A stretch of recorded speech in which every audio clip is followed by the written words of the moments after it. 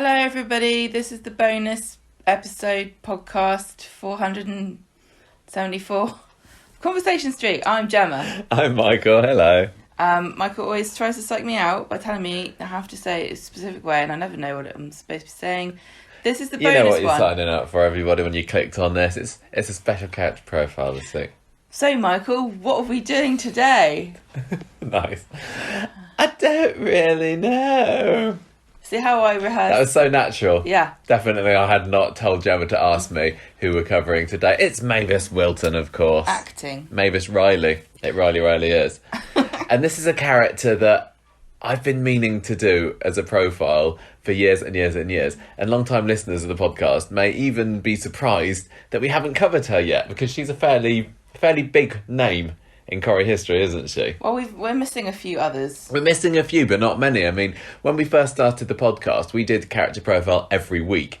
And that lasted for a good, 3, 4, 5 years. I don't even know. And then I kind of realised... 3, 4 what? Years. Right. And then I kind of realised that we were going to run out soon, which is why we then started doing like the listener questions and a few more interviews and the feature discussions and things like that. But after, around that time, I was thinking, we're going to run out of characters. But there's still a few that we need to do, and a few big ones as well. There's Mavis, we hadn't covered, and Alf is another one that we still haven't got around to doing. And they've both been on the back burner for literally years now, and I knew that they would take a lot of effort to get the notes and everything for, because they were such big names. And finally the time has come, and I think it's because we've just finished watching 1997 on the DVDs. Mavis has also not too long ago left on the ITV3 classic Corrie repeats. The time feels right now to finally tell her story. Yeah, and before we started watching the DVDs and going back in time last year, you didn't really know much about Mavis, did you? You knew that she was a big name and you knew that she was a very beloved character. Yep. But had no experience of watching her to find out why. But you have become a bit of a Mavis convert, am I right to say? I thought she's good, isn't she? She's fantastic.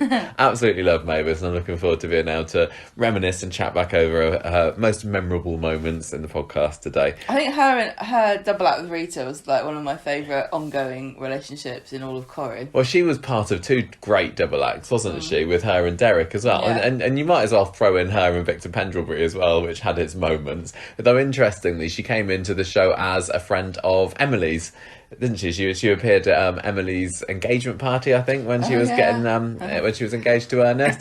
But I think as time went on, she definitely became much more well known for her other relationships. Yeah.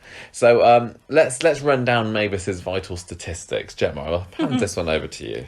Mavis was born on the 7th of April 1937 to Tom and Margaret Riley. She married Derek Wilton in 1988. She first appeared on the 11th of August 1971 and she last appeared on the 10th of October 1997. She's been in 1,787 episodes and she's played by Thelma Barlow. I like how you said she's been in 1,787 episodes. That kind of gives the possibility that there's still a chance for her to come back, rather than she was in, which should mean a bit more definitive end to it.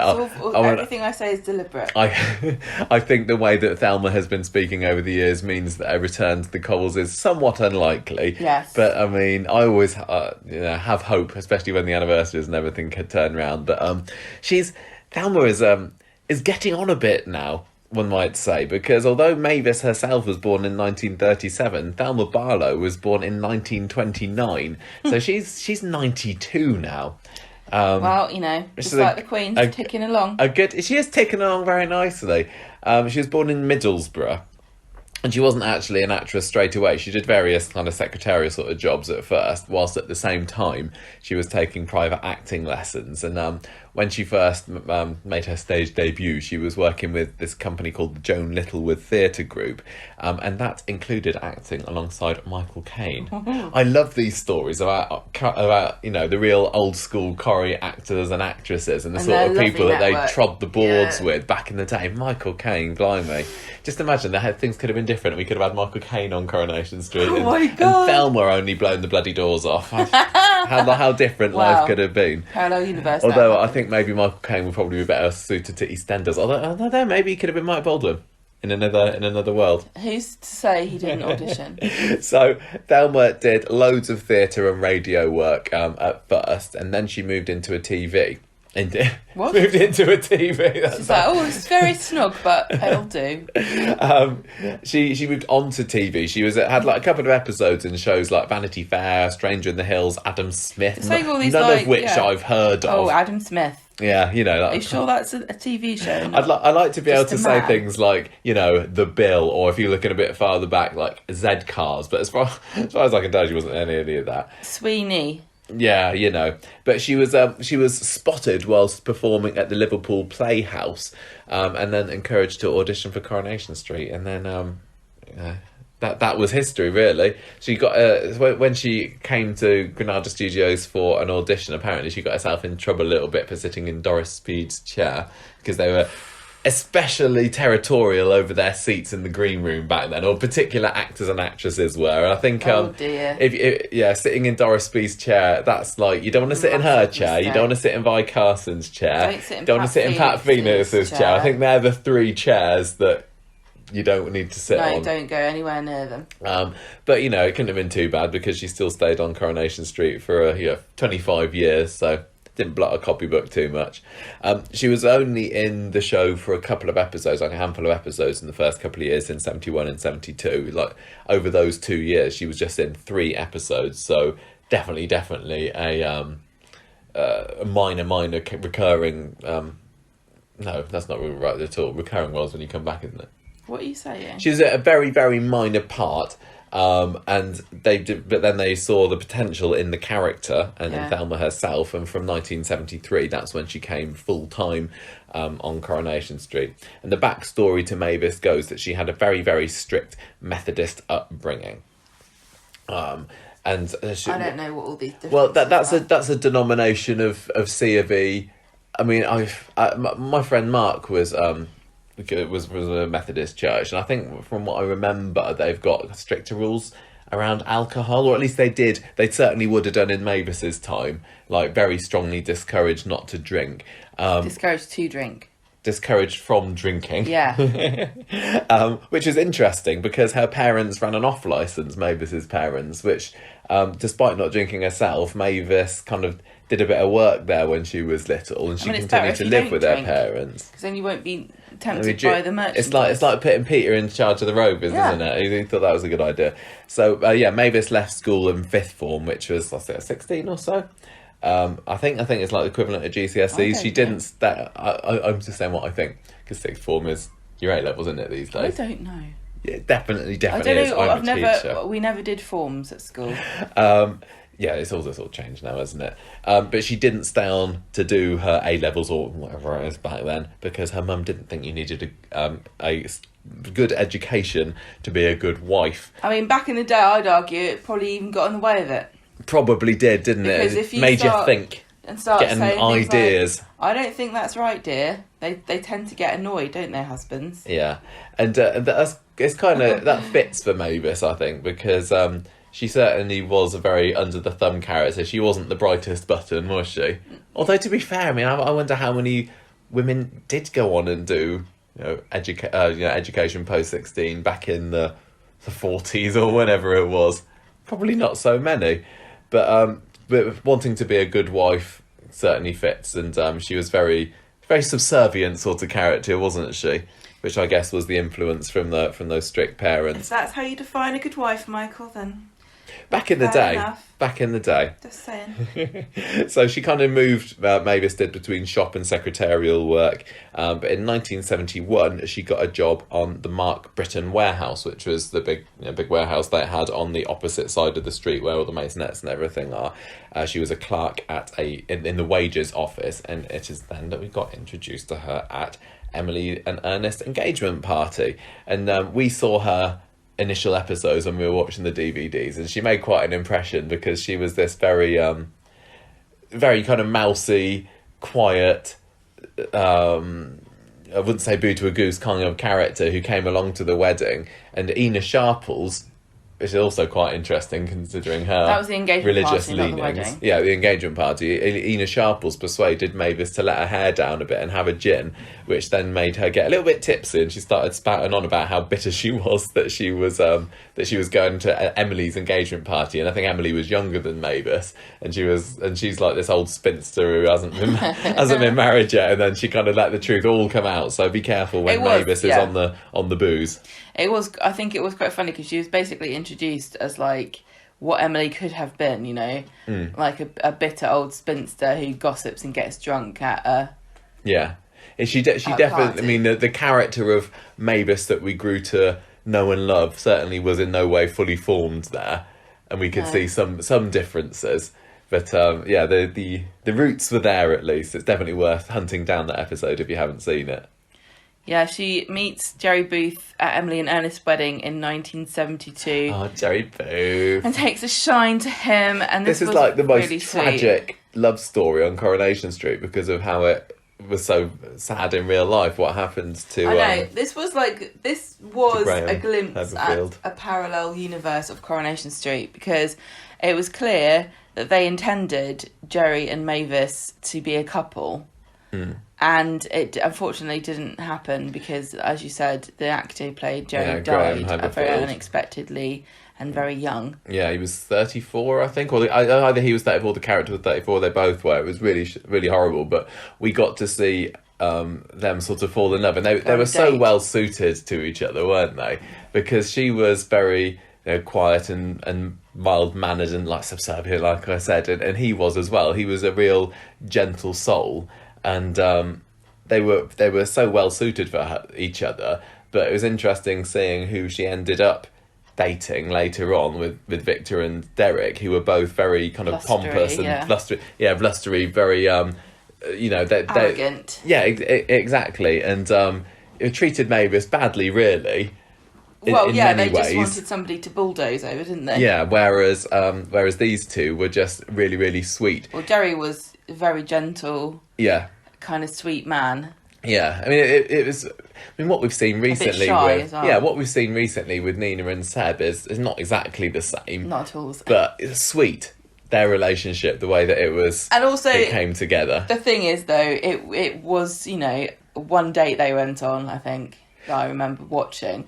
I don't know how much they dated in the show, so it's all very well saying it was wonderful, but who knows how much mileage you could have gotten out of that. I don't know, but I enjoyed watching them together. Yeah, so it was down to Jerry that she ended up getting the job in the Kabin, because this was 1973, and I think when the Kabin first opened, and he recommended, oh, here comes the cat, we're just going to take her bell off. Like, get your bell off, Abby, you don't want to be jingling through this. So she has this job interview with Rita, ends up hiccuping her way through it, which was brilliant. Because she was so nervous. So nervous about this whole... And it just kind of... It was her character down to a T, wasn't it? And she always got herself into these situations. Yeah. And her relationship with Rita, it was almost like they were sisters at the end, where... but kind of Rita always thought she was better and cooler than Mavis. And she kind of tolerated her with a sort of ironic kind of... air, like she always looked down her nose at Mavis, didn't she? Well, the world didn't. Yeah. I mean, Derek did. Yeah. I think he didn't mean to. I think Rita was more, purposefully nasty to her. She's a bit of a mean girl, but not in an awful way. In a kind of like tolerating stupidity, like.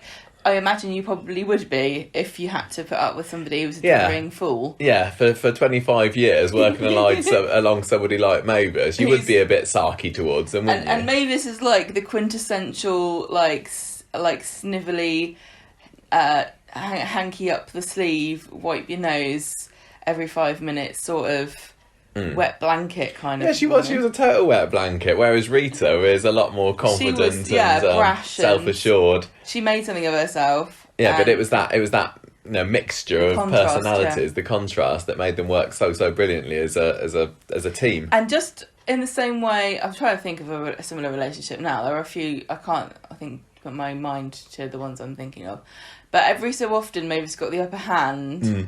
and that was kind of triumphant and kind of like a mini victory that you could revel in along with her, even though there Definitely. were few and far between. Well, I mean, we always like to support the underdog in this country, don't we? And Yeah. Mavis was definitely the underdog in many situations and stories in Coronation Street. And like you said, if there is an underdog, there's only so much failure and bad luck that you can put up with, and when things go right for them, it feels even better. It was the same with the Ogdens, wasn't it? And the Duckworths, say when things actually, the stars aligned and things went their way. Hooray! Yeah, brilliant. So she gets this job in 1973.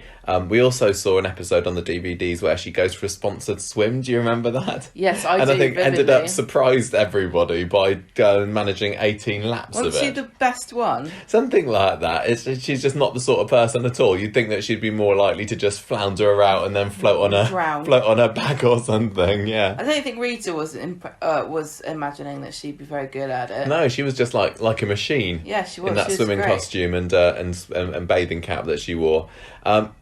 Things could have gone very, very differently, though, if the original plans in 1973 had come to pass, because this is when her parents decided to sell up their off-licence and retire to Grangeover Sands, and Mavis kind of hoped that Jerry would take the hint and confess how much he loved her, but he's far too much of a gentleman and far too shy and Kind of hapless, aren't they? yeah, they were, and he restrained himself so much he wouldn't commit, not because he didn't want to be presumptuous. No, and but yeah, that kind of blows up in his face. So And because she would never say anything because she's the same. yeah, so she decided to move away with Mum and Dad at the end of 1973, and that could have been a very early end to Jerry and Mavis's relationship. But she was back in 74, wasn't she? Yeah, she comes back to Weatherfield and she works as a vet's receptionist.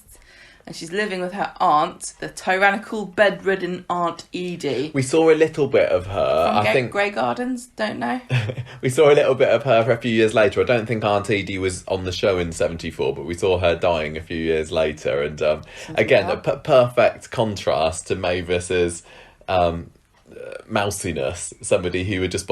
Mavis's life was just about people bossing her around, really, wasn't Yeah. it? At home, at work, in the marital bed. Oh. So she starts her relationship up with Jerry again. And she works as a vet's assistant. And then she works I've already said that. I've repeated myself in the notes here. in... well, you said a vet's receptionist. And then you said vet's assistant. So I did she don't get know. promoted? I don't know. Don't trust anything I don't write. think you should promote somebody who's good at paperwork to sort of hold the scalpel while you're...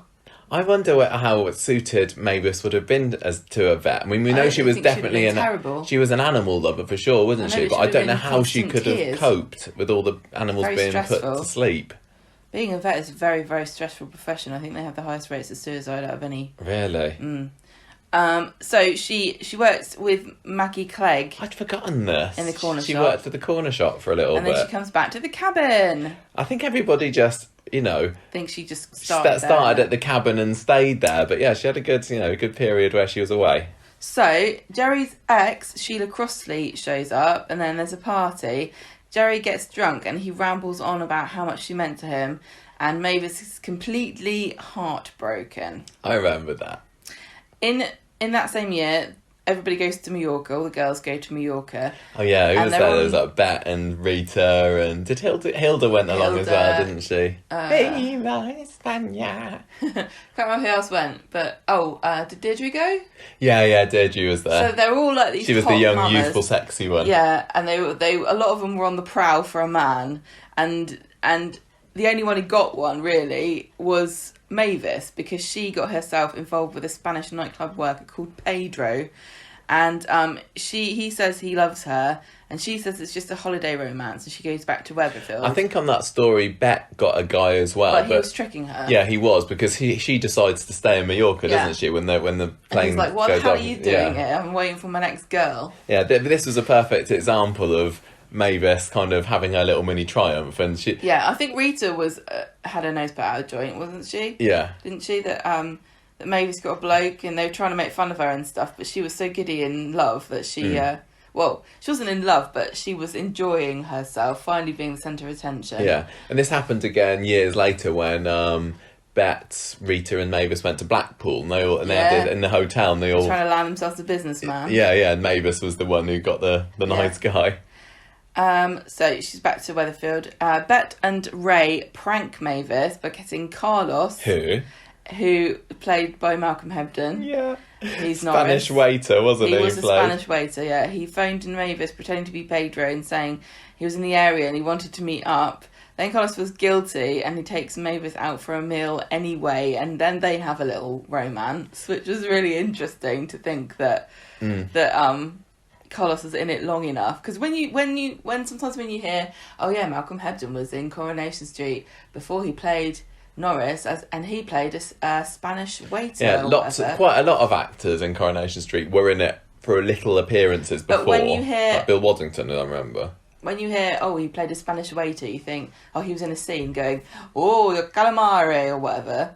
But actually, he was a character for a few months. Yeah, he was, and he didn't have loads of appearances, but he made these, every so often he'd show up, and he was like a neighbour of Bet's, wasn't he? Yeah, I was going to say, he lived... Didn't he live with Bet at one point? I can't remember. Anyway, he takes her out for a meal, and he is so enamoured of her that, he proposes after Christmas, but she thinks he's only after a work permit. Well, I think he admits that that's... I know, but, it would have worked out great if they'd liked each other.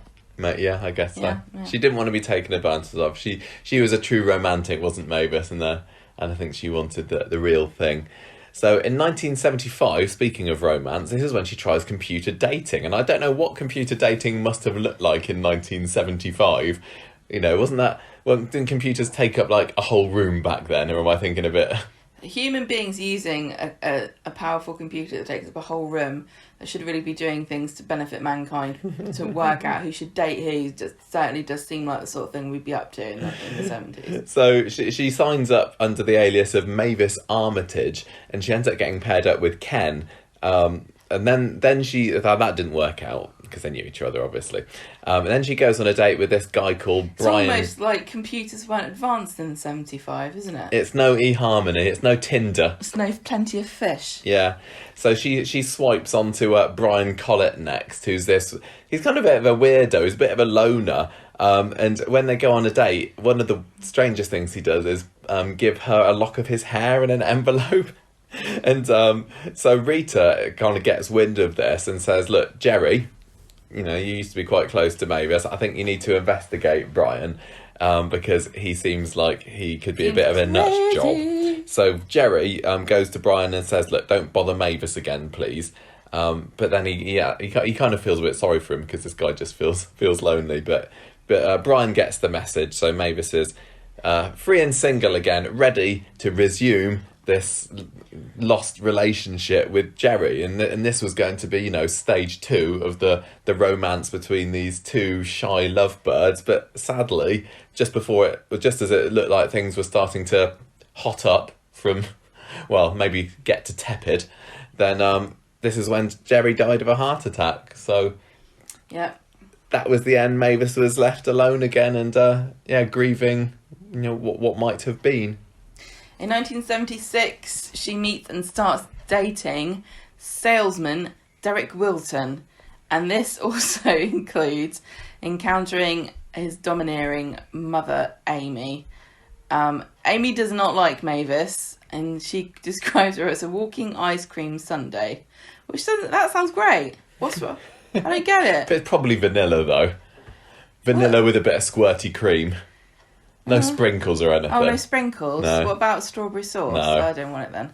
Derek cools things off with her. Although, I think actually I'd say Mavis was more of a bit of a raspberry ripple, a bit like inside these hidden if you streaks stab of it sauce. With one of those weird shovel spoons they give you, made of plastic, you might find... Well, yeah, exactly. Like the barest of flavours. Derek was another one, a bit like Mavis, had a very slow start on the street, because he was like on and off for like a decade or so, wasn't he? He'd make these appearances. He'd usually end up treating Mavis really badly or leading her up the garden path. He seemed path. to turn up to be a dick to Mavis and then he'd go away again. Unintentionally. She would believe that he was, planning something romantic for her, or going to make some big gesture or whisk her off her feet, and yet time and time again he just let her down. And this mother-in-law, Derek's mother, Amy, was a perennial thorn in her side, wasn't she, for the first few years of this relationship? Similar to, you know, other Corrie mother-in-laws like Ivy, for example. Yep. So, Mavis in 76 writes a steamy romantic novel. See, I told you that this was this raspberry sauce that I'm telling you about. It's even the right colour because it's called Song of a Scarlet Summer. Yeah, And she got these hidden, you know. I bet she would desires. have read. Bet she would have read 50 Shades of Grey. She would have got a Kindle so that she could read it with nobody knowing that she Yeah. was reading it. Rita reads it, recognises the characters in there, very strong resemblance to her and Len. And so Mavis gives up on writing because she thinks she's not good enough. But Yeah, she gives up for a little bit, but you know, over her time in the streets, she's definitely got a penchant for the arts, hasn't she? yeah, she definitely does. Both the writing side, bit of poetry she gets involved in, and obviously painting herself. Well, she wasn't paint. You can make it sound like she's drawing on herself. No, she did painting herself. Yeah, she did. 77, there are a couple of stories. One of them, I don't think we've seen this episode. She ends up going on a fishing trip with Fred and Renee, and I think one other. I think they ended up inviting her, and then they don't think that she's going to come. They kind of invite her along for a joke, but I don't remember this. But she does. No, we didn't watch it. I think this is right. When I saw when I listened to the Distinct Nostalgia podcast interview with the name eludes me, the actress who played Renee Bradshaw. She made reference to this because they end up basically falling into the river, and I think she said they had a couple of stunt men playing their characters with these big frizzy wigs to represent Renee and Mavis underwater. So I went back and watched the clip. It was kind of funny.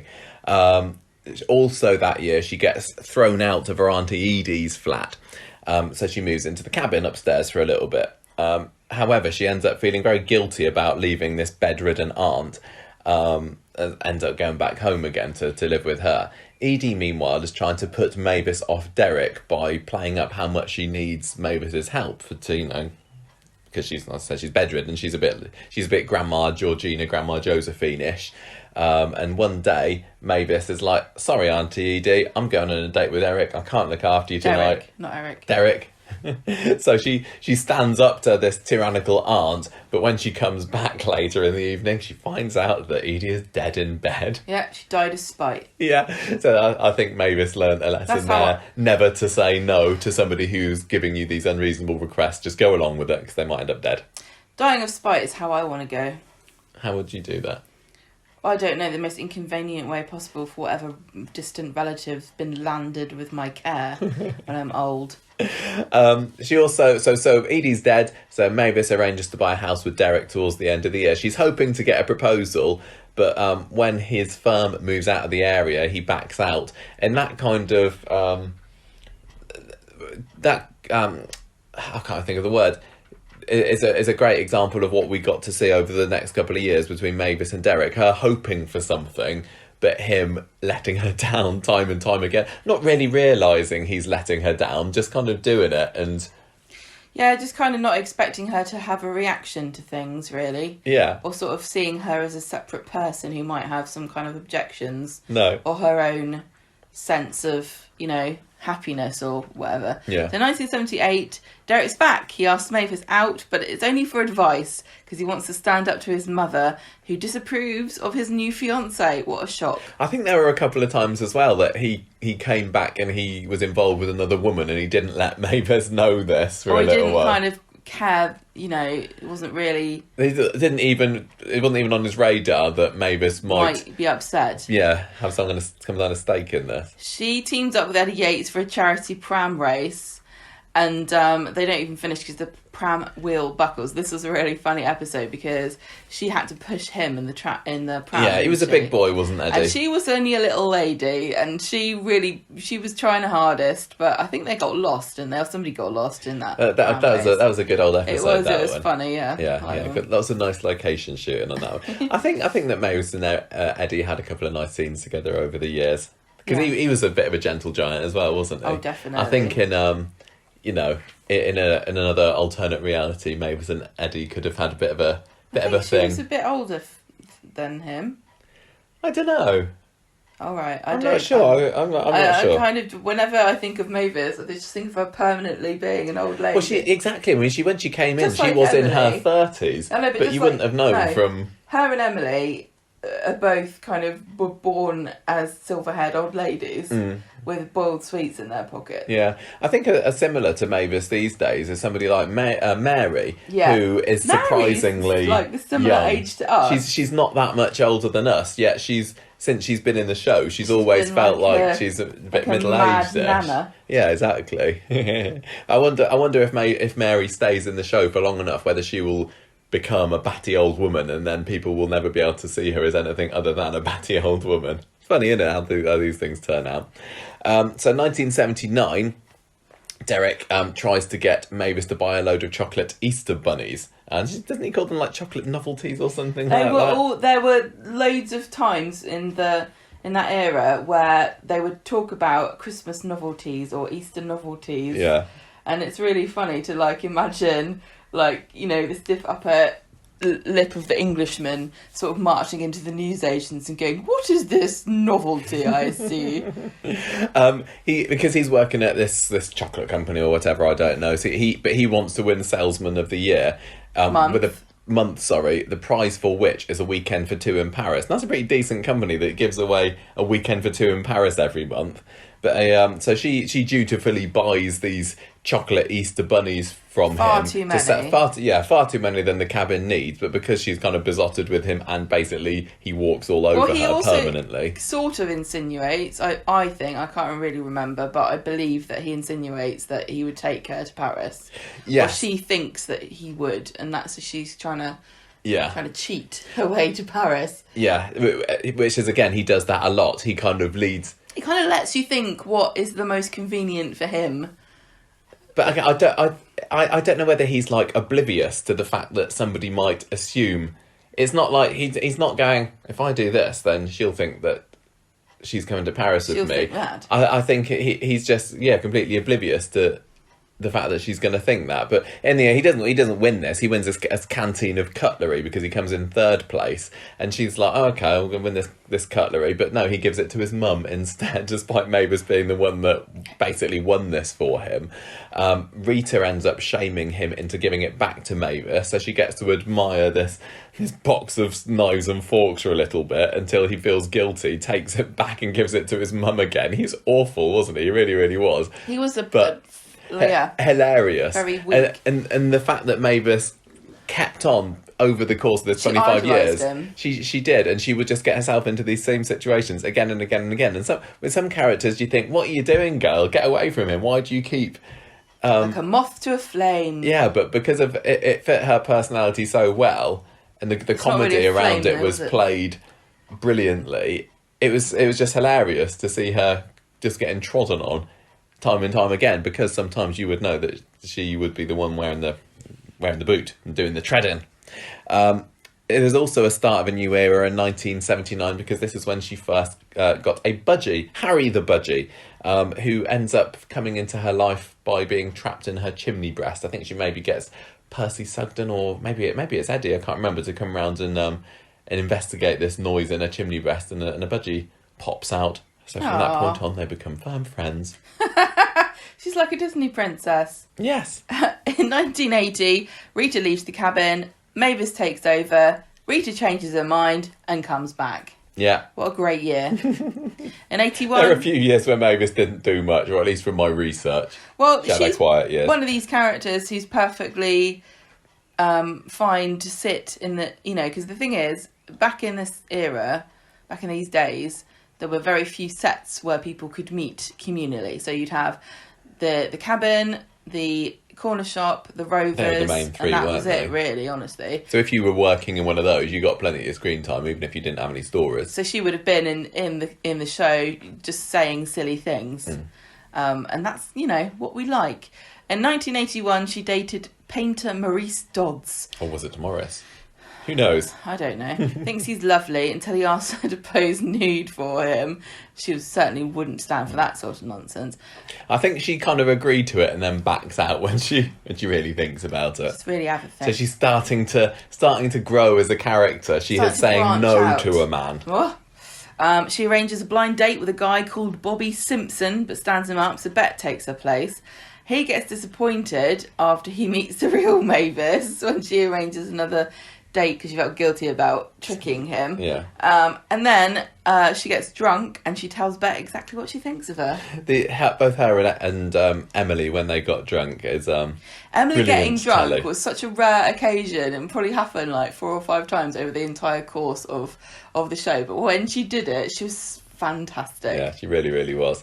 1982, Derek's back on the scene again. This is on Mavis's 45th birthday, and she's not interested in him at first, but then she finds out that his mum has now died, so this thorn in her heel is been put out the picture. Fantastic. So she agrees to go on a date with him, and one of the early stories, he's looking through cruise brochures with her, so yet again she's kind of led to believe that maybe she's going to be taken on this wonderful round-the-world cruise with Derek, and she gets all excited about it until she finds out, no, he just wants to go on a cruise with his sister.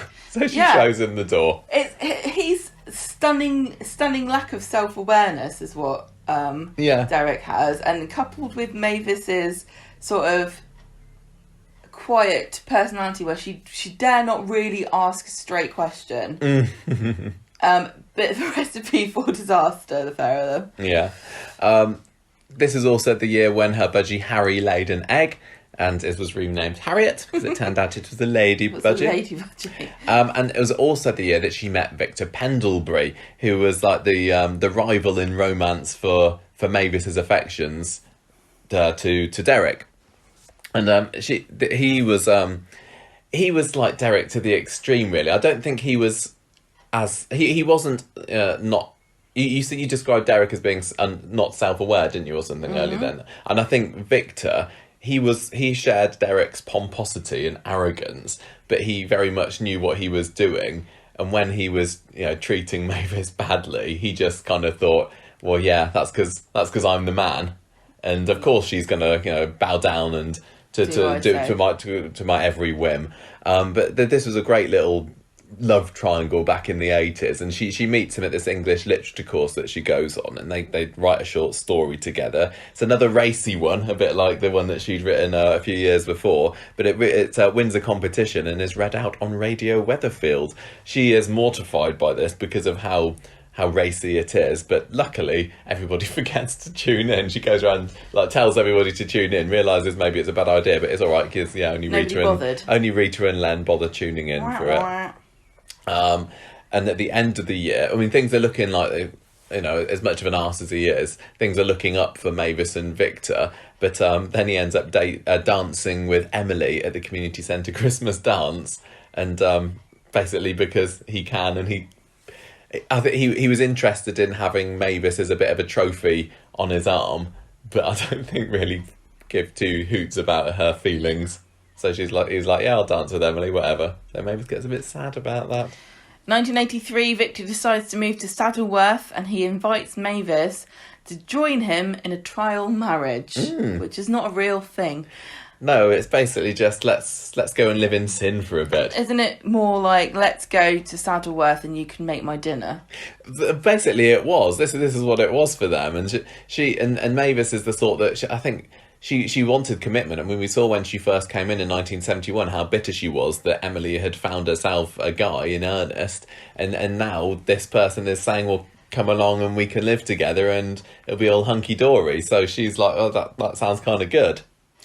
Anyway, she does then she accepts, but she dumps him when it becomes apparent he has no intentions of actually proposing. Good for you, Mavis. Yep. Percy has got a budgie called Randy, and he wants him to mate with Harriet, but Mavis doesn't think that Randy's good enough for her Harriet, which is really funny. That was brilliant. I remember her getting really het up about the idea of her beautiful Harriet being defiled by horrible Randy the budgie. I don't know why what was wrong with Randy? I think she just felt very protective, and she perhaps didn't. Well, I mean, she was such a prude in many ways. I don't think that she could even contemplate. No, her precious budgie. Entering into carnal sin. Yeah, the birds and the bees, isn't it? Literally. Well, yeah. Well, without the bees. 1984, Mavis learns to drive, ends up backing into Jack Duckworth's taxi, typical. And then she finally gets this canteen of cutlery from a few years ago when Derek reappears on the scene yet again. And to try and sweeten the deal, when he asks her out on another date, he gives her this canteen of cutlery back off. Now his mum's dead. She don't really need it anymore. You gave me Crazy Taxi 2 when we first started dating. I did. I would have also accepted a canteen of cutlery from your dead mother, but I would have preferred you ended up with my dead mum's kitchen Maggi mix thing, didn't you? I did, yeah. But the difference is I didn't buy that for my mum. Yeah, and need you to believe that you were going to have it. But you already kind of had me tied down by that stage. But anyway, it was only 5 years ago. Much of a choice. They got engaged that year. The canteen of cutlery was the. Well, I mean, it's a dowry. Basically. Thank you very much, she says. I will marry you. So they arrange an engagement party, which Victor Pendlebury turns up. He kind of crashes this party and says, "No, Mavis, marry me instead." Because she's the perfect woman for him, basically, because... She just wouldn't say boo to a goose, and she does the cooking. Exactly. The perfect wife. Her mum was right all those years ago. Yeah, well, ultimately she turns down this proposal because she doesn't want to upset Derek. But when the wedding day turns up, or rocks up, or whatever the phrase is, they end up jilting each other, which is one of Corrie's most infamous weddings, even though it was a wedding that never was. And we saw that episode, and a lot of it, it was all focused on Mavis. I don't even think that Derek appeared on that episode, and she's there getting ready, getting her hair done, getting the clothes on and everything, and she's clearly only going along with this because she feels that it's the right thing to do. Well, she got to the stage where she couldn't discern between, am I doing this because I feel obliged to because I said I would, and do I actually want to beyond that? And because she couldn't tell, she kind of got herself too anxious. Yeah. And then she didn't do it because obviously Derek and Mavis eventually do get married, and they obviously really did like each other.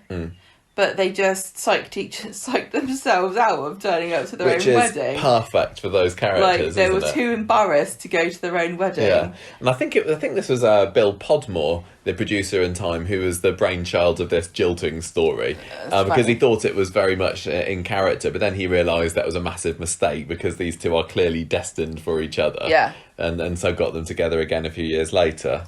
In 1985, she wins a second honeymoon in a magazine competition. And when the Gazette reporter asks her about it, she naively tells them about the double jilting. Then this ends up... Yeah, I was just she chats about this and not expecting that they will latch on to this hilarious situation and splash it all across the papers. Mm-hmm. What? Sorry, what? Carry on. No, this is your year. You're doing this one. Well, she ends up getting this all across the papers, and Derek ends up writing a rebuttal in the national press about it, and it all gets very... it gets a lot bigger than Mavis is probably more comfortable with her private affairs becoming. Mm-hmm. And also that year, that was when she had this holiday in Blackpool with Bet and Rita that we talked about earlier, and bags another man there who's the boss of these two losers that Bet and Rita go out with. So good on you, girl. 1986, Derek shows up again. She's thrilled. Agrees to go out to dinner with him. Then he reveals that he's married to Angela Hawthorne and he hates her. She's shocked, but she agrees to carry on meeting him in secret. I think she kind of likes the skullduggery and the secrecy and the cloak and daggerness of likes the idea of kind of rescuing him from the evil Angela. Yeah, like nobody's ever relied on her for anything or needed her for anything her whole life. It feels like Angela Hawthorne was definitely a replacement mother figure for Derek, and he needed a replacement mother figure because he was such a mummy's boy in many ways. Because Angela was very... She wore the trousers basically in that relationship, didn't she? And she was one of these characters that was talked about on screen for many, many years. But I think it was like mid-90s that was the first time that we actually saw her. Yeah. But this was another example of him leading Mavis to believe that he was up for restarting the relationship again. And she gets... Oh, thank you, Alexa. But she ends up like going... She ends up discovering that there's more to it than meets the eye. 1987, she's called up for jury duty, and she is so terrified to go. She gets drunk the night before, and she ends up not being able to serve anyway because the defence counsel objects to her for unspecified reasons. Yeah, after getting herself all worked up. That sounds just like me. And that to Mavis would be the sort of thing that would probably keep her up at night. Like, why did they reject me? What's wrong with me? Why? What did I do wrong? Derek walks out on Angela and convinces Mavis to spy on her and her suspected boyfriend. It turns out that he's a private investigator that Angela has hired to trial Derek. So Angela sues Derek for divorce on the grounds of adultery and says that Mavis was the one that he was having the affair with. And then, obviously, this is not something that Mavis wants to be involved in. Absolutely It's a bit not. of a scandal. 1987, my goodness. Being accused of something like that, you'd be taken out into the town square and pelted with tomatoes, wouldn't you? Mavis worries when Derek disappears over Christmas, but he eventually shows up and says he's bought a stationery outlet. Mavis chucks a glass. And I think this was down south somewhere as well, like in Dorset or somewhere like this, or Cornwall. We don't really use much stationery down south, do we? So that was destined for failure. Mavis chucks a glass of sherry over him and tells him to get out of her life for good. Yeah, but he comes back later on. He makes a surprise appearance fairly early on in 1988, where Mavis decides that at long last, 15 years in the stationery business, she's going to stand on her own 2 feet, branch out, and get a job at a stationery retailer, get away from the apron strings of Rita, yeah. And so she turns up at this place and she's interviewed by Derek, which is a bit of a surprise for her, because it turns out that I think his stationery company has gone bust already, and he's taken a job at this other place. I could have told you that. We write on parchment with quills. We don't need biros. Yet again, Derek leads Mavis to believe that this job is hers because, they know each other and everything. She ends up dithering and worrying and losing sleep over the fact that people will accuse it of being, or of her having an unfair advantage. And then she ends up not getting a job after all. Thanks, Derek.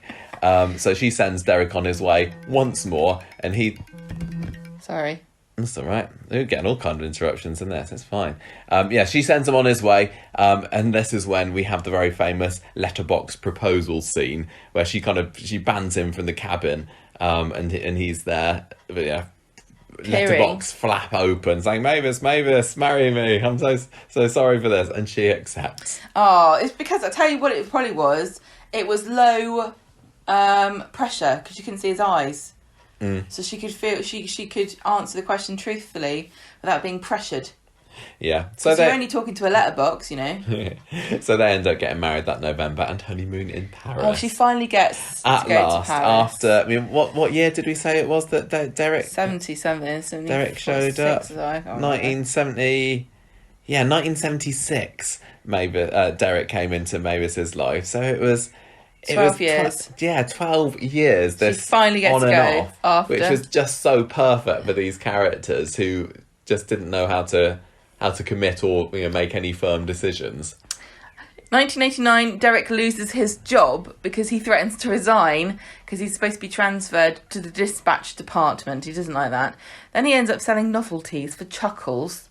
Yes, this was a joke shop kind of thing. And he gets laid off before Christmas. And that was a great... Any company that sells novelties that has to lay you off before Christmas is not doing very well. No, this was a bit of a joke job for him. He was proper down on his luck at this point. This was the Christmas well, he that was he so was... pompous, so he would probably thought it was above he was lowering himself. Selling silly Absolutely, trinkets. yeah. I mean, as a stationery retailer, you're kind of saying, well, I'm writing... I'm facilitating I'm part business of the elite. and creative arts. Yeah, but what good is a pair of chattering round up teeth? I was literally thinking of that. Classic. That's the only thing I can think of. When you say novelty, I imagine a pair of teeth with feet chattering on the desk. Well, this was the Christmas when he ends up at that party with Tracy Brabin's original character on his lap. Yeah. And then I think this is when he gets his cards handed to him, and then he ends up getting locked in the stationery the officers, and ends up dressed as Father Christmas, and he ends up having to shimmy. Everybody goes home without him. He falls asleep because he gets drunk. I think. That's right. And he has to shimmy along the wall. And who sees him? High up, Jack and Curly. That's right. I think Jack sees him when he's walking with Curly. He's so drunk that he's hallucinating Father Christmas. Yeah. And so that leads us to the 90s, which is, his final decade on the show. But I think when a lot of people, I suppose maybe it's just people of my age or generation. Both. You're talking about We're Mavis talking both of them. Both of them, yeah. But when I think of Mavis and Derek, I think of them living, in the Maisonettes, the married couple there, because that's what they were when I first started watching. Even though they had this massive courtship in the decade and a half before, this to me is proper classic Mavis and Derek. So he gets a job as a sales rep at the newly established Pendlebury paper product. So Victor Pendlebury is back on the scene again, his love rival for Mavis, and Mavis gets friendly with Victor because he basically makes Derek his dog's body, and Mavis, she can't help herself because she's so accommodating. When he starts to make the moves on her, she's just like, oh yeah, I'll be your friend, I'll go out to dinner with you and everything, because she can't say no again. Derek starts suspecting Victor of planning to seduce Mavis, and one night he goes, I think Victor sends him away on this long business trip. Derek comes back early and finds Victor with his hands wrapped around Mavis's foot, giving her a foot massage, and Derek's like, put my wife's foot down at once. I wouldn't let a man touch my foot, Michael. Thank you. Yeah. Victor ends up leaving Weatherfield to avoid the temptation Unless of it's his job. Mavis. Yes. And Derek is put in charge of the branch, the Weatherfield branch of PPP, so that's very good for him. This is when the Wiltons move into number 4 Coronation Street, the newly bought maisonette. And it's Yasmin's house now? No, it is Sally's house now. It's got a very nice garden. So this is basically everything that Mavis and Derek wanted. This was look, Coronation Street, just the way Rita does, kind of holds the Wiltons in contempt a little bit, don't they? Because they have very small ambitions and they're very safe and kind of domestic. And I think even society now kind of looks down on people like, I just want a nice garden, I want a nice little house, and I want everyone to leave me alone. Yeah, and that's all I really want now. Nice pond, nice water feature. Yeah, do gardening. Yeah, exactly. It was perfect for them. Very restrained and English and domestic. Yeah, but unfortunately the neighbours left quite a bit to be desired. This was Des Barnes and Steph Barnes, the two yuppies, which definitely clashed with Mavis and Derek's traditional values. And they basically spent a few years with the Barnes playing pranks on them. Was it? Do you remember which was the film? I think it's Beetlejuice I'm thinking of, where they've got yuppies that are neighbours and they're really horrible. I can't remember. You might be right. Have you ever watched Beetlejuice? I've definitely watched Beetlejuice, but it was certainly of that era. So they're like that. It's like the conflict. Yeah, it was a brilliant conflict.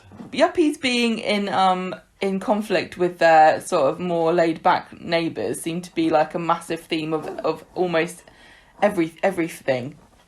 All the kind of family drama movies and TV shows in the 90s had a yuppie being obnoxious. Yeah, and the thing with Mavis and Derek, they were so easy to wind up. They were a very easy target for Des and his fun.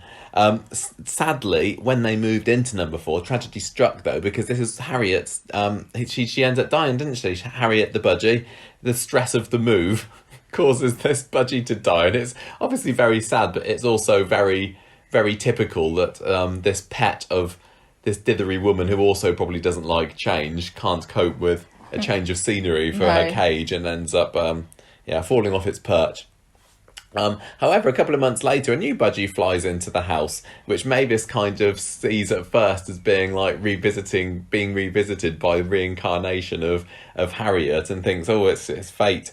She ends up christening this budgie Harry, because this is a boy budgie. But then when this budgie's owner puts up a missing budgie notice, Mavis has to kind of hide it away from visitors, so that they don't realise that she is harbouring a lost pet. Rita eventually persuades Mavis to give this budgie back, but then when she tries to, she's told, well, you can keep him, because I've already bought my son a replacement. So win-win. Mavis has now got a new budgie. Brilliant couple of episodes in. I think it was October of that year, set at the airport. Mavis and Derek buy a holiday. I can't remember too. Maybe it was Paris again, from Sunliners.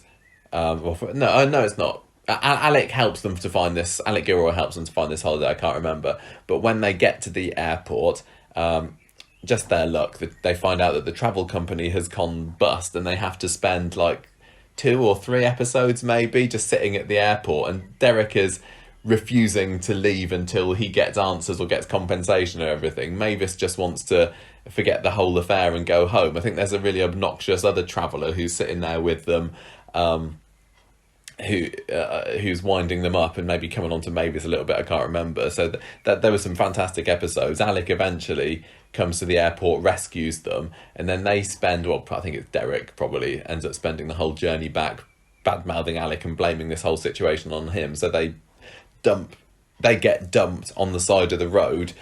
When they eventually do get home, they find out their house has been burgled, and Mavis gets utterly hysterical and moves out from Derek for a few weeks because she's so precious about it, and she thinks, I can't possibly live in this house that was infiltrated by a mysterious stranger. And she basically gets.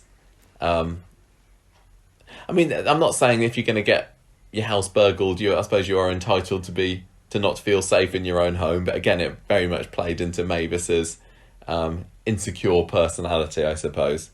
Finally, at the end of the year, in more brilliant scenes, we get, I think this is possibly the last appearance of Victor Pendlebury, maybe, when he turns back up to number 4 with his new wife, Yvonne, who is a total Mavis lookalike. She appears in like 2 episodes, doesn't she?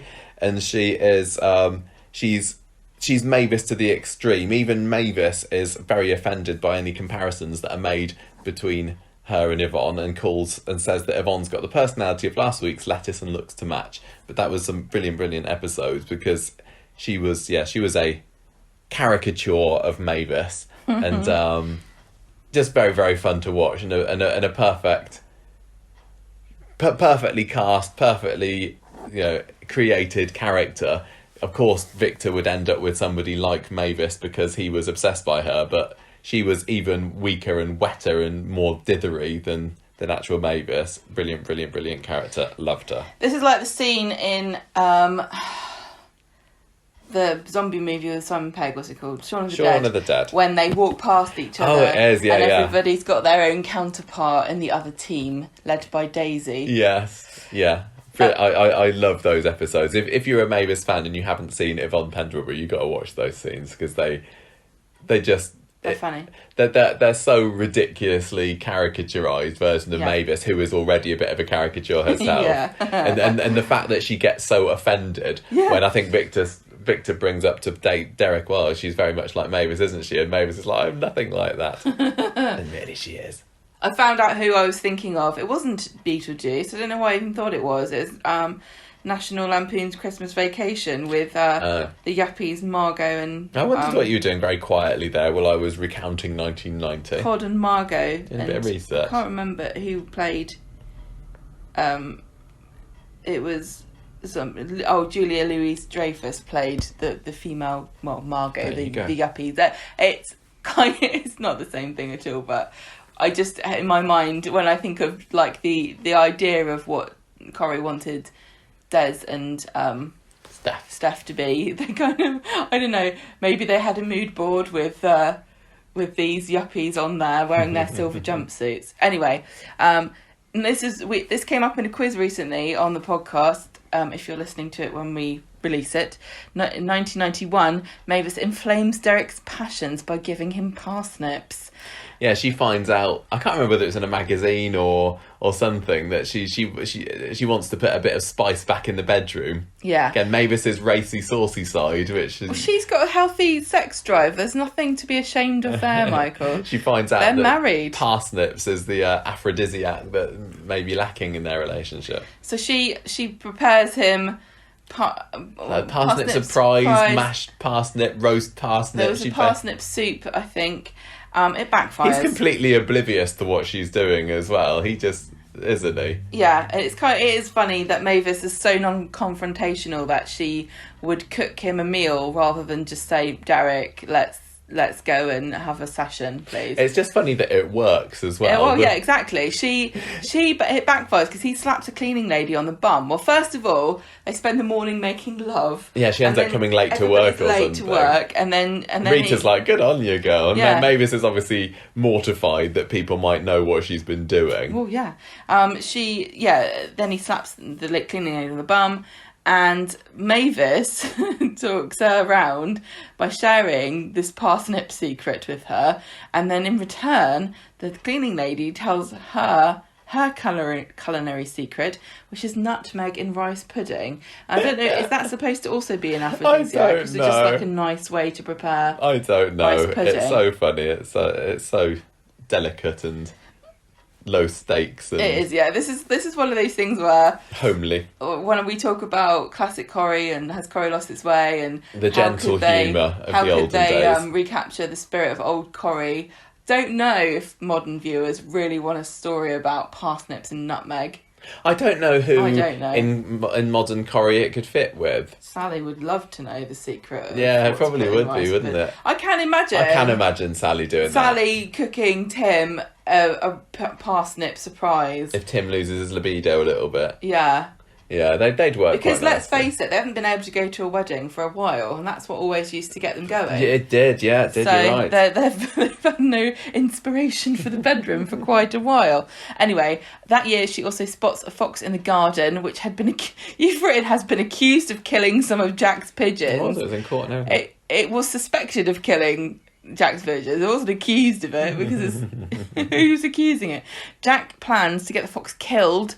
Mavis and Derek hatch a plan to lure it to their house and then chase it away by banging a saucepan so that it doesn't That's really sad, because Jack's there. I think he gets drunk and he gets some of his mates and they have a gun or something, or something like that. They're going to kill this fox, and poor Mavis, who's fallen in love with this foxy visitor. And it is nice when you see a fox, isn't it? I mean... I know, but listen, it's nice when you see a fox, but if you own livestock, you don't really think, what a charming fox. You think, what a murderous little beast, let me chop its head off. We have very few kind of native mammals in this country that are worth talking about. You got your hedgehogs, you got your squirrels. All of them are starred in Animals of Farthing Wood at this point. And you got your foxes, and the foxes are a rare treat to see, aren't they? And Mavis, who likes the great outdoors and everything, and living in the suburbs of a city, you're probably not going to see one of that kind of thing around. Foxes? What do you mean? Foxes live in cities. Oh, yeah, I guess. Anyway, well, it's charming to see. It's very charming. It's very and Mavis, wind in the willows, isn't it? Yeah, exactly. Mavis would not want to see this poor innocent animal be murdered. No, but she would like to welcome it to her garden for many years to come. But she has to do the right thing and chase it away with her saucepan banging. And, sad. And she waited a few years. She could have also honoured the NHS at the same time. Yeah. 1992, Derek loses his job. Tries to get Mavis to use her womanly charms to get him reinstated, but it doesn't work.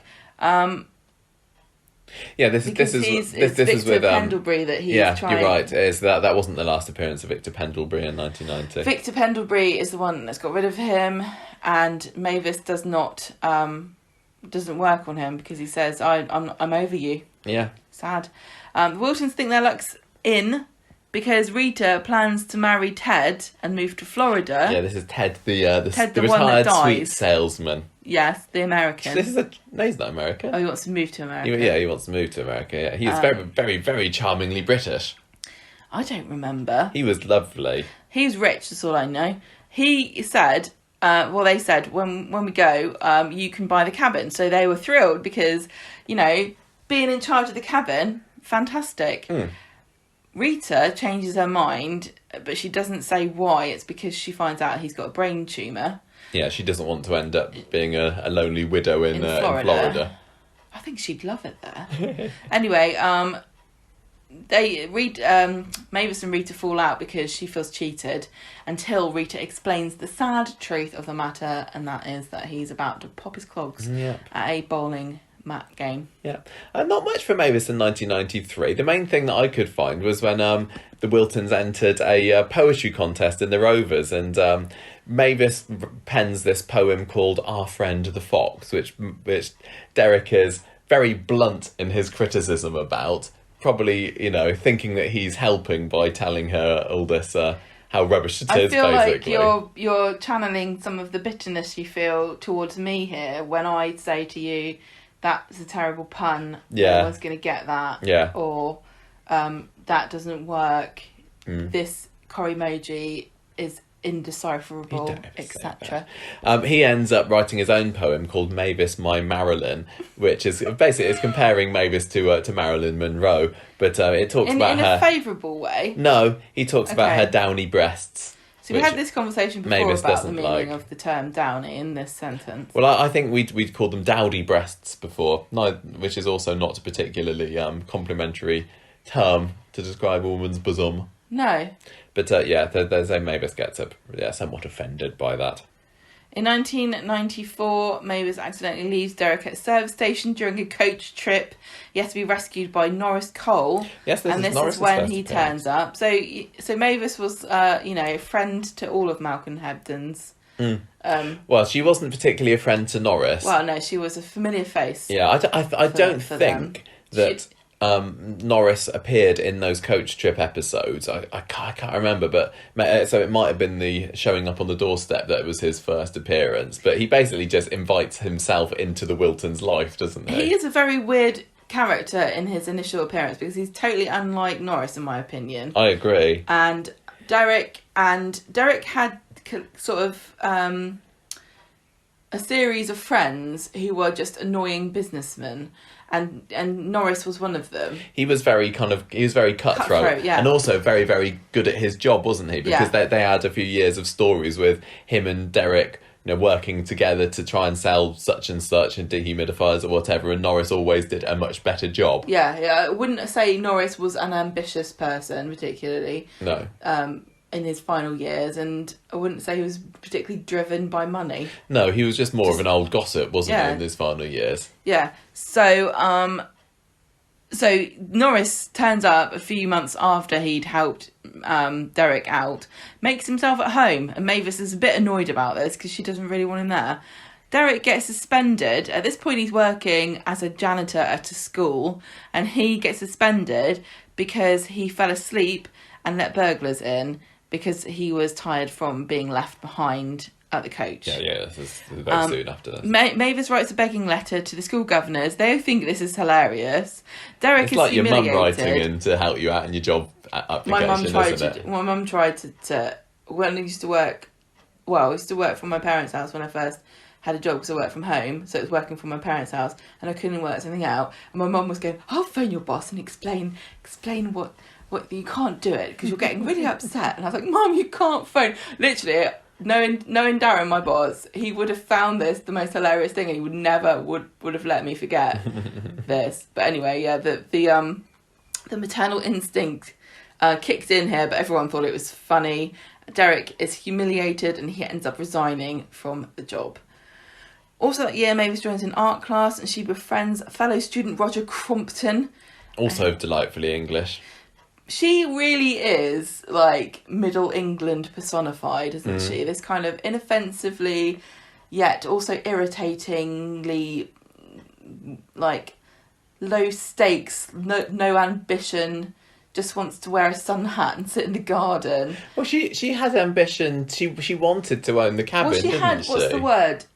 Is it like airs? You know what I mean? She had ideas above her station almost, in a way. That's what Corrie kind of thought of her. But as I get older, or even, I don't think it's even age that's brought me to this, I just also feel very much like I think Mavis's idea of the perfect idyllic life is what I want. Sit with a sun hat on, in the garden, maybe you got a gin and tonic, doodling a picture of a flower or something, and every so often get up and go and look at your conservatory and go, isn't life wonderful? Yeah. Yeah. So anyway, she gets this art class friend. He paints a picture of her. She wins a prize with it. Derek gets jealous and throws him and the picture out. Then, Angela is getting divorced again. Yeah, and Derek's ex-wife Angela is going through another divorce. And Mavis and Derek fall out because he is cited as a co-respondent in Angela's divorce. Derek assures us this is not true, because he's not having an affair with her. Yes, but they get upset with each other. Yes. But then, sad news, tragedy strikes, and they're united in grief because Harry is found dead in his cage. Oh. And this is not Harriet, this is Harry a new bird. Yeah. Then Derek buys her a new budgie, which is called Beauty, for their 6th wedding anniversary. And I like that name. Beauty survives the show as well. Funny For all name. we know, Beauty is still alive. chirping away 25 years later. In 1995, Mavis ends up injuring herself on Derek's exercise bike. She's wearing the wrong shoes. She's got these... I can't remember what it is she's wearing, but she... I can't imagine what really you could... I mean, I know you can, but I can't She's imagine wearing what court Mavis shoes would or be something. wearing. I don't know. Derek tries to get Mavis to lie about what she was wearing. That wearing high heels is actually a really good idea if you're riding a bike as a woman. And I know people probably think that's not true, but actually it isn't unsafe because the heel connects with the pedal and it kind of slots in behind your heel, and then when you have to put your foot down at a light or something to stop, you're actually higher than you normally would be. Oh, there it you actually works really well. Do you think that Mavis ever wore high heels at all in her life? She wore it one time to ride an exercise bike, and she lived to regret it. Well, Derek tries to get her to say listen, what. No, don't say you wore that. Court shoes are slightly different, aren't they? Do you know what a court shoe is? I've got no idea. They're just basically high heels. They're Oh. called court shoes because you wear them to court, I think. Oh, well, there you go. They're just basically high heels. So I think Americans call them pumps.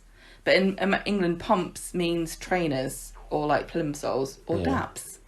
Anyway, they lose the case. Derek's very embarrassed with Mavis's inability to bend the truth, to get a bit Why of on money. earth would you be able to sue anybody for falling off an exercise bike and hurting your foot? No, they're trying to sue the exercise bike people. I know, but I don't imagine. Okay, I didn't think you could ever. I don't know. Now, also that year in 1995 was the special QE2 feature-length Coronation Street VHS special, which we watched a couple of months ago, and it was when Mavis and Rita went on the QE2 cruise ship with who else was in that episode? It was Curly and Raquel, wasn't it? Because it was just after their wedding, and the side story that Mavis has there was quite funny. He ends up getting friendly with this supposed French count called Henri de Vence or something like that. I can't remember. Who kind of whisks her off her feet basically, and gives her a really romantic time.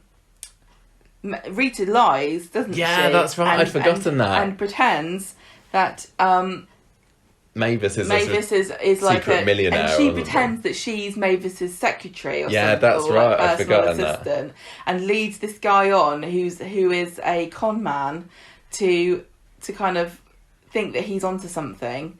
And then it all goes wrong. Well, it just turns out that he's the Alec Gilroy's professional seducer, who's this guy from Birmingham called Sid Clegg.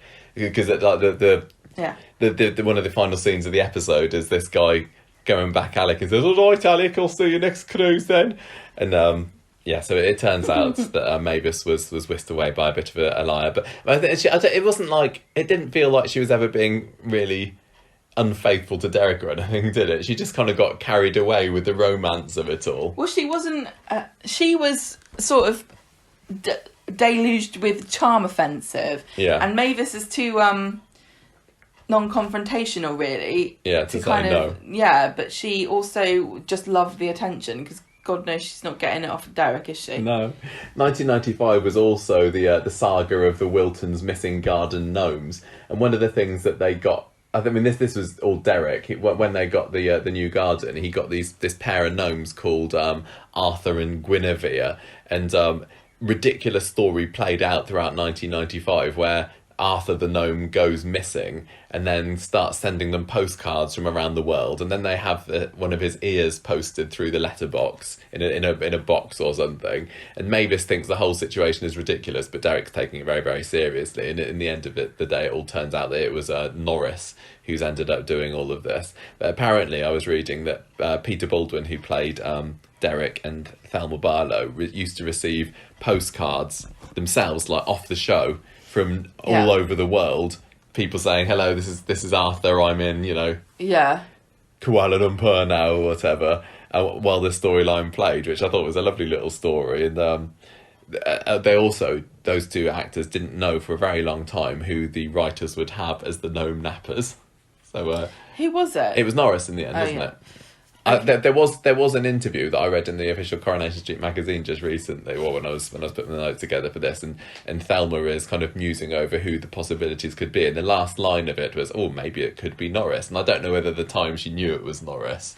Right, that did it, or whether she just happened to be right. But that was one of Corrie's most well-known odd stories. Yeah, whimsical is the word I would use. But and I do remember that being watching it back, it didn't feel as odd as some of the later ones did. Like, Anne Malone getting frozen in the freezer and Zoe at her cult seemed a bit Those odder. were very weird. That's very weird, honestly. Anyway, 1996, Mavis and Derek get a conservatory. Ooh. I mean, what a dream.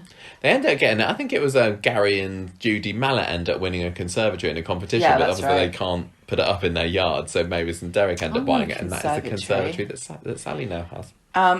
Derek is disappointed because she thinks his 60th birthday is actually his 59th, and she doesn't do anything special for it.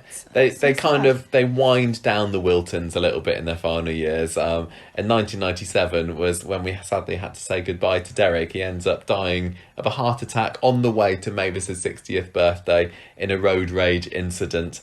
And she ends up crying alone in the house after a police officer comes round and gives her this silver locket that Derek had been driving off to go and collect. Oh. And Mavis, good for her, gives this fantastic speech. At Derek's funeral. This reminds me after Derek's funeral, sorry. This reminds me of Hilda when she went and spat on the Rover's floor when everyone's accusing Stan of being the peeper. Yeah, you're absolutely right, because it's at the wake after Derek's funeral, isn't it? And everyone's she's there. But I don't know if she's with anybody, but the camera kind of pans around. I don't know, it's like a one take sort of a thing. Yeah. And Derek's as we sister's one of the focus characters on that's there, who's different groups of characters. Everybody's just making fun of Derek. Yeah, and at so his own funeral. And she ends up kind of standing up to him and saying like, "Oh well, thank you for all those things that you said about him, all these nice words, even though you didn't mean them, because they were true actually." And it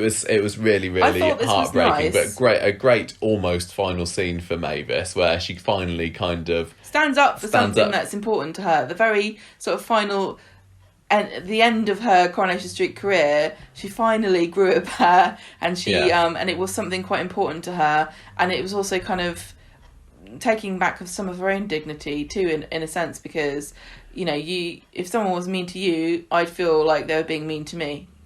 So it's really nice that even though they had their ups and downs, and Derek and Mavis were sort of figures of fun, it was nice that she could end that legacy with sort of standing up for. I think there were a few times over the years where she did stand up to Rita, where she did kind of say no, enough is enough. Yeah, and Rita always. The funny thing about it was that Rita would kind of just let her say her piece. There was never really any big arguments. I think Rita knew that she was always being a bit of a bitch. Yeah, there was a story early on where Mavis. early on in the Kabin life where Rita ended up going back into the showbiz industry. She goes back singing in the clubs all night and makes Mavis work for these awfully long hours, and Mavis ends up saying no.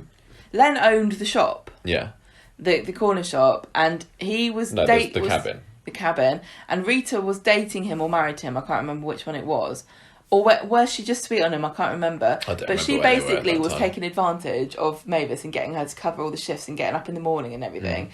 And then Len kind of, Mavis complained, and Len made Rita do her fair share or pay her more. That's what she wanted, wasn't it? Yeah. Mavis said it wasn't fair. So so that was really funny. She had it in her. She did. She just she didn't always want to fight. No. And I can't relate to that. And by the end of 1997, she was gone. She ends up deciding that enough is enough on the street.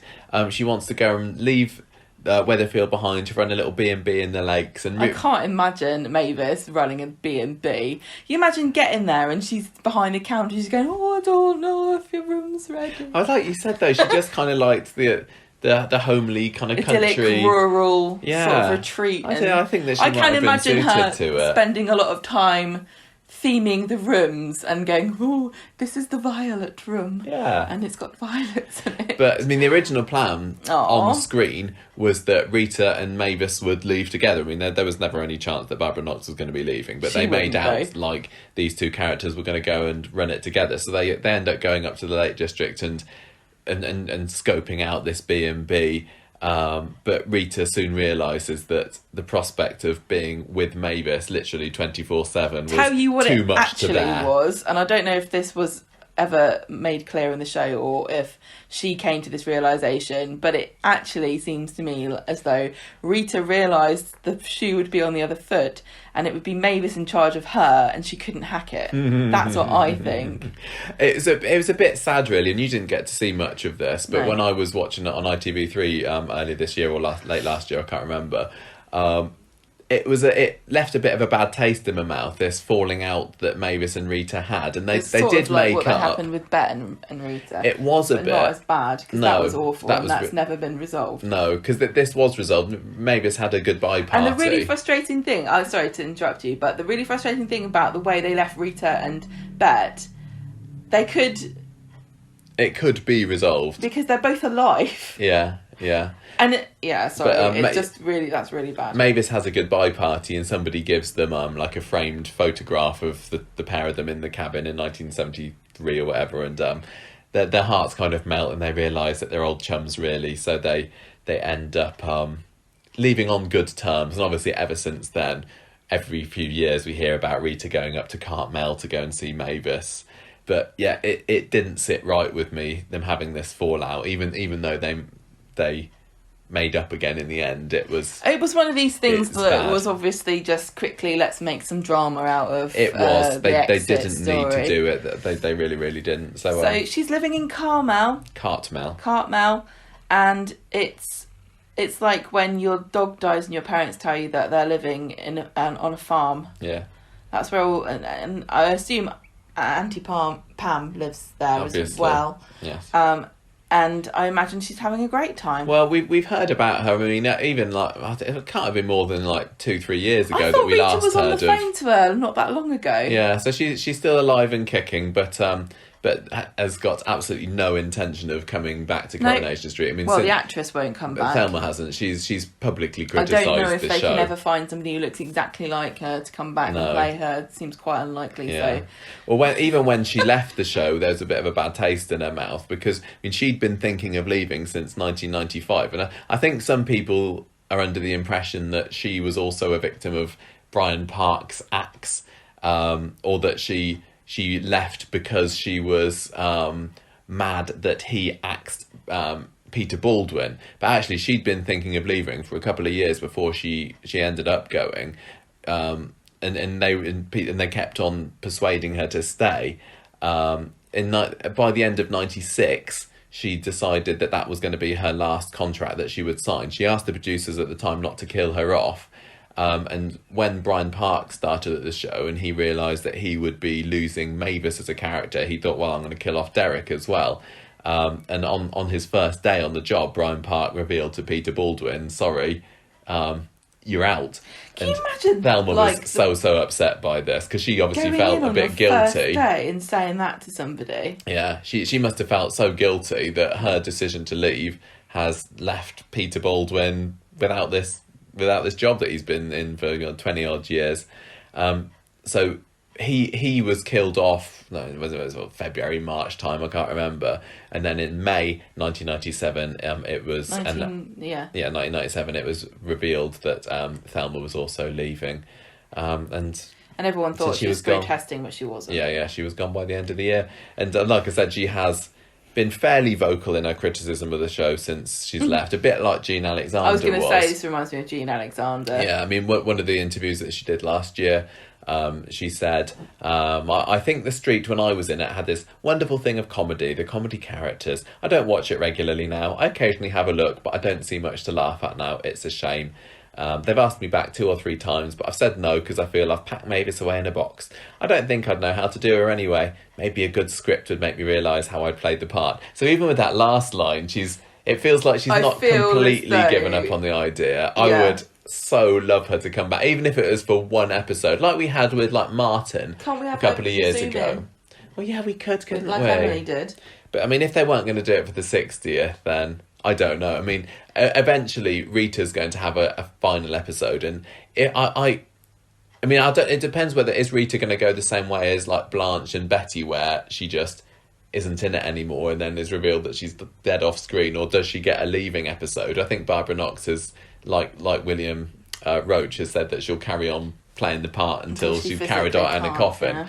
But if Rita gets an actual goodbye episode, there is the very, very small chance that Mavis would revisit the street or zoom in or something. I don't know. Just the fact that she's saying a good script might get her back, but The thing, like, I've got this like weird hope in my mind that maybe in the future we could make stories where we can use computer generated versions of these CGI characters Mavis. and just I like don't give know them. whether I'd like No, that. I know I wouldn't really, but the kind of the fantasy is that you could almost give endings to these characters that, you know, closure to some people, because I know you like it when you find out what happened to people, but I found it really upsetting, you know, for example, when we found out Elsie died in a car crash, and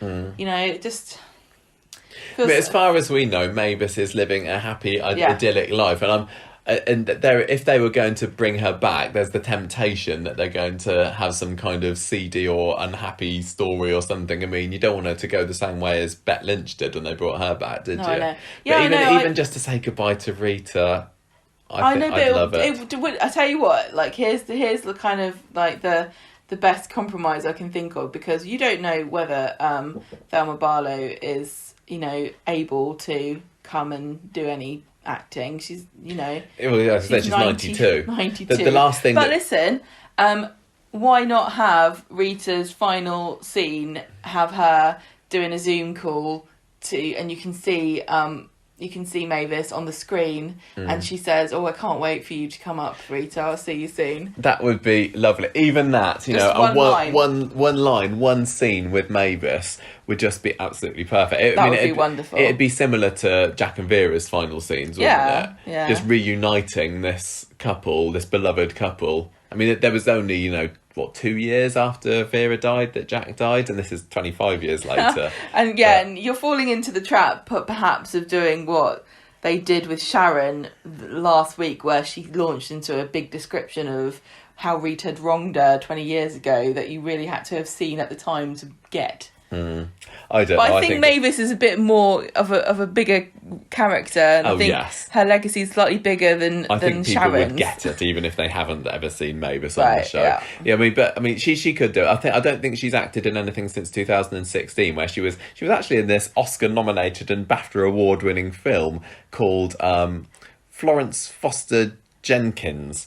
And this was a film that starred it wasn't that long ago. Hugh Grant really. and Meryl Streep. No, I mean she was also. Was that the music thing?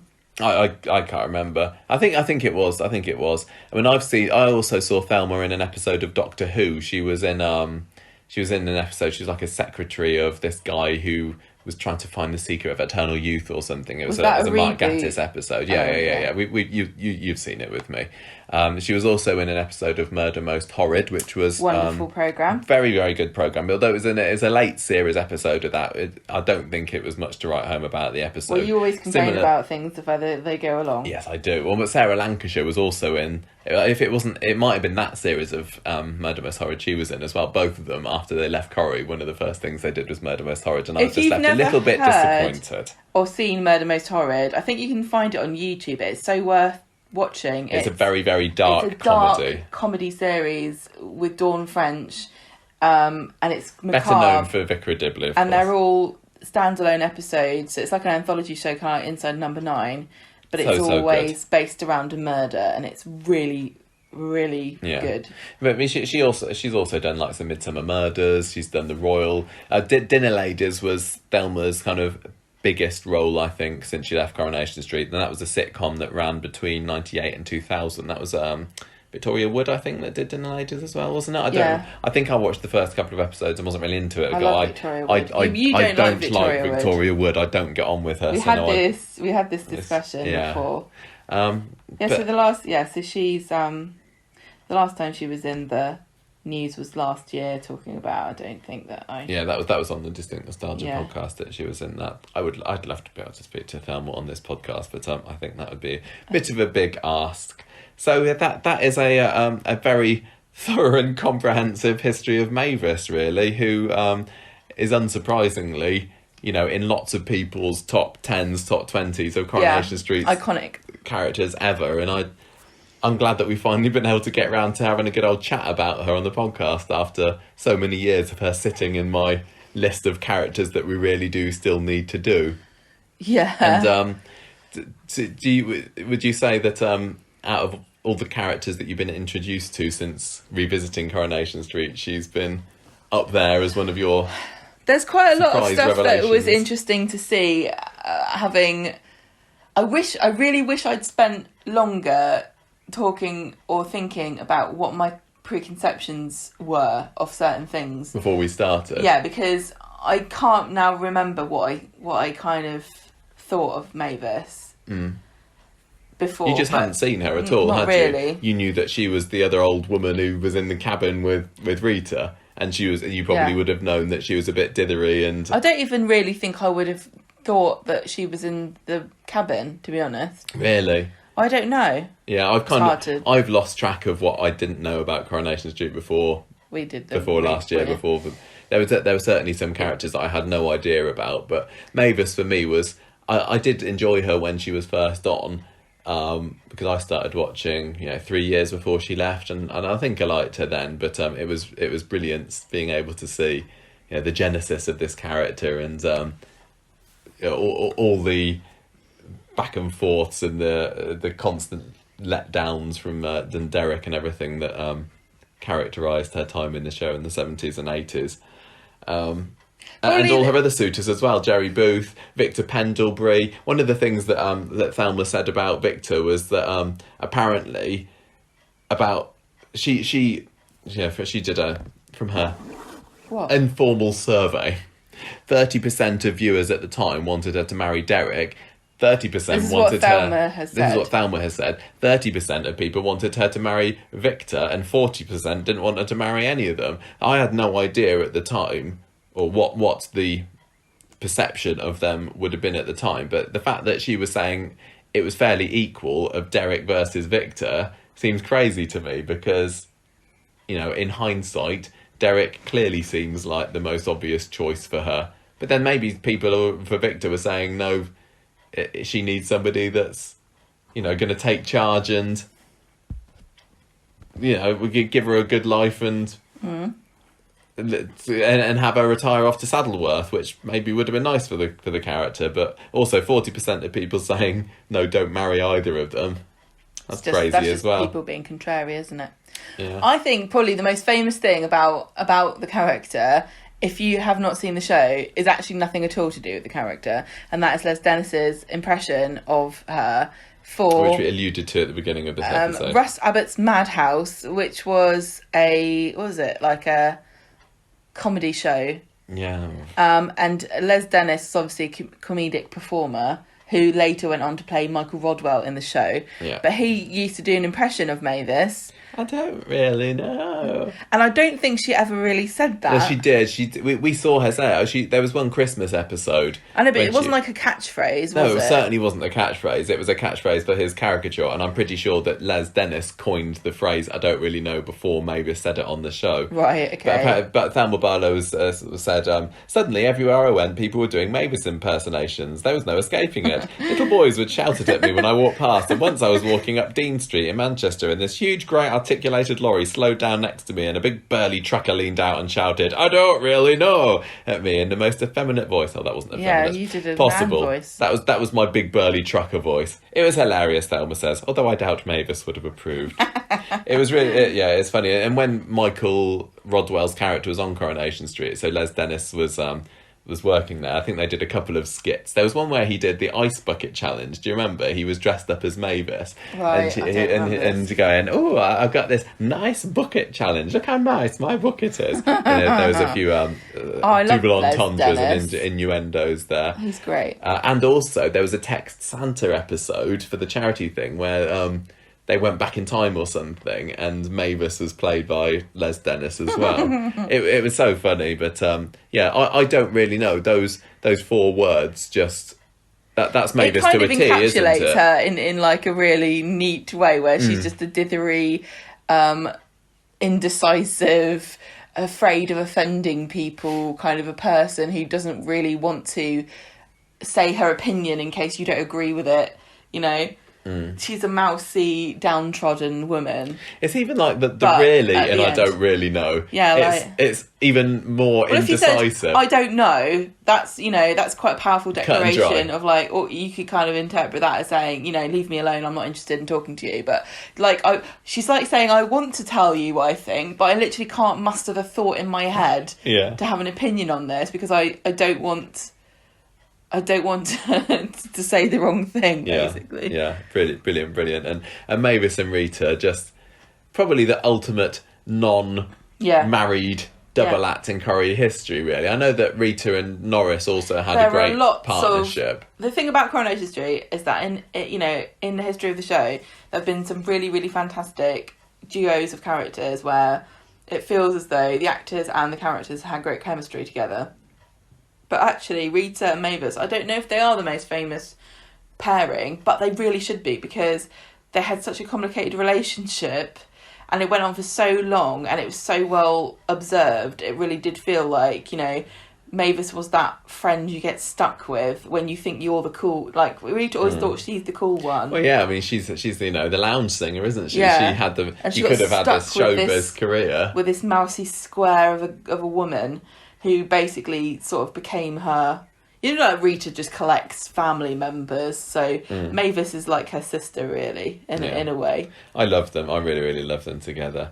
I just really... Yeah, because, like, there are times when you're on Rita's side too. Like, I've been saying, Rita's a bitch and everything. She kind of did pick on Mavis and bully her a bit. But there are times when you're on Rita's side and you're like, yeah, God damn it, I couldn't cope with Mavis just like there going, whoa. Yeah, definitely. What a Corrie icon. What a fantastically well performed character by Thelma Barlow. What a fantastic icon of Coronation Street. It makes me wonder, like, whether we could have a character like her nowadays. Would she be seen as, too weak? And because Corrie's all about, the strong women, isn't she? And Mavis she provides the contrast, isn't she, between Rita versus Mavis is sort of the struggle. Yeah. Anyway, she's all about the struggle. Right, I think we're done. That's an hour and a half of Mavis chat. I think that's long enough. Hopefully, if you're listening to this, and do you have any memories? Some memories have been stirred. Yeah. Did that make you remind you of any times you watched it, or what did you think of her? Do you remember her? Do you not know who she is? Has this made you want to seek out clips of her on YouTube, perhaps? I wonder if there's many people who watched Mavis but just didn't get on with her because of such a mouse she was. Well, this is the thing, there is always a danger of rewriting history when we do these character profiles and talk about how wonderful somebody was and how well received they were, because, not everybody likes everything in the show, and I'm sure some people thought Mavis was really irritating and hated her. Yeah, and maybe a bit naggy as well. One of the other quotes that I got here from Thelma was she said that Mavis came in as a mouse but ended up as a shrew because she just needed... because Derek just needed giddy-upping all the time, and she did get a little bit, a bit naggy with him. She got kind of anxious with it in the same way that anyone with no power who's given authority or asked to be in charge of something gets, where she knows she's not really, that's not her strength at all, but she's being forced into the situation of sort of managing his time and stuff. Yeah, definitely. Anyway, do let us know if you've got any feedback. We'd love to hear it, because we are Mavis fans here. At Conversation Street on Twitter, Conversation Street on Twitter. What did I say? You said Conversation Street. I'm not going to get there with that. Oh, Facebook, we're on that. We're on YouTube. We're on all over the place. All over. Conversation Street at gmail.com. And we're not on Snapchat because I don't get it. No, I don't really get it.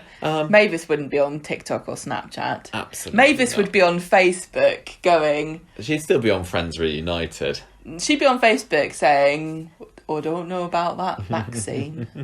Right, we're done. Thank you for listening, everybody. Hope you enjoyed this. Sorry we were a week late in doing this character profile. We did need to upload it last week, but life just got in the way. There's life to live. There certainly is.